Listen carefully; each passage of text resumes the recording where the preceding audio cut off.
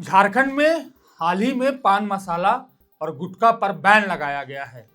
लेकिन इस बैन के बाद एक सवाल हमारे मन में उठने लगा।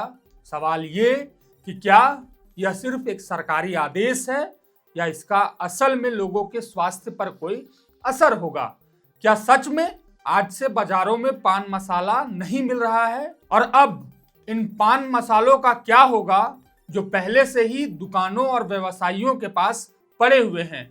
क्या सरकार इनकी जब्ती करेगी या उन्हें बेचने का समय दिया जाएगा, या सरकार इसके लिए कोई और उपाय कर रही है।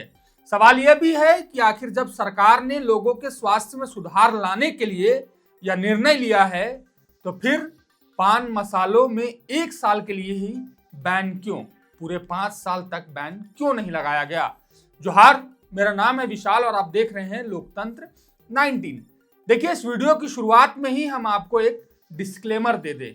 गुटखा और पान मसालों का सेवन करने की वजह से ना सिर्फ झारखंड में बल्कि पूरे देश में लगातार कैंसर, मुंह की बीमारियां और अन्य स्वास्थ्य समस्याएं बढ़ रही हैं और चिंता का कारण बन रही हैं। गुटखा का सेवन सिर्फ एक आदत नहीं बल्कि एक गंभीर स्वास्थ्य खतरा बन चुका है। ऐसे में झारखंड सरकार की ओर से पान मसाला और गुटखा की बिक्री पर बैन एक बड़ा कदम है। लेकिन क्या यह सिर्फ एक दिखावा है? क्या लोग इस नियम का पालन करेंगे? क्या सरकार इसे सख्ती से पालन करा पाएगी? इसका जवाब हम ऐसे जानने और समझने की कोशिश करते हैं। दरअसल झारखंड में यह पहली दफा नहीं है जब गुटखा और पान मसालों पर बैन लगाया गया है। समय समय पर बैन और फिर बैन खत्म होते रहे हैं। इससे पहले भी झारखंड में साल 2020 में गुटखा और पान मसाला के 11 ब्रांडों पर प्रतिबंध लगाया गया था, जो साल 2023 के जून महीने तक प्रभावी था।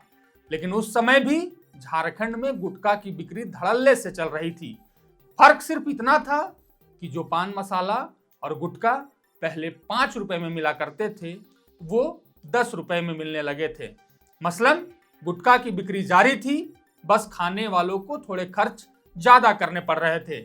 लेकिन इस बार सरकार गुटखा की पाबंदी पर सख्त दिखाई दे रही है। स्वास्थ्य मंत्री इरफान अंसारी कई मंचों से इसकी बिक्री करने वालों को चेता चुके हैं।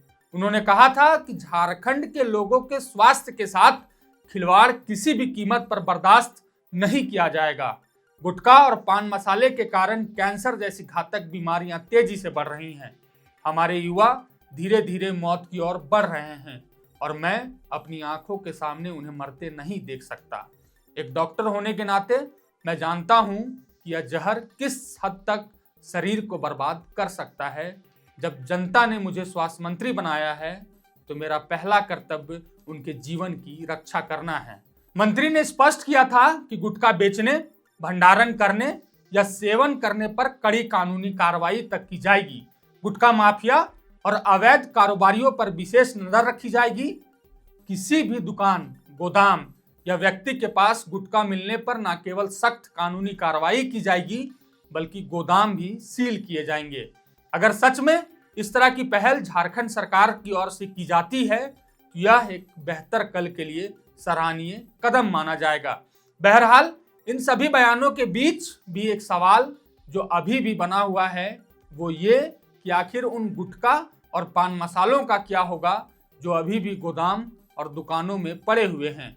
उन छोटे दुकानदारों का क्या होगा जिन्होंने जानकारी के अभाव में पान मसाला खरीद लिए हो। खैर, जब सरकार और खुद स्वास्थ्य मंत्री इस मुद्दे पर नजर बनाए हुए हैं तो हमें लगता है कि इस पर भी सरकार कुछ विचार कर रही होगी। इस निर्णय के बाद अब युवाओं और गुटखा खाने वाले लोगों को भी जागरूक होना होगा, तब जाकर असली बदलाव खुद ब खुद आएगा। यह बैन हमारे बेहतर जिंदगी की ओर एक कदम है। यह सिर्फ हमारी आज की पीढ़ी के लिए नहीं बल्कि आने वाली पीढ़ियों के लिए भी एक बेहतर स्वस्थ भविष्य सुनिश्चित करने की दिशा में कदम है। खैर, इस पूरे वीडियो पर आपकी क्या राय है हमें कमेंट बॉक्स में जरूर बताएं। फिलहाल के लिए इतना ही। शुक्रिया।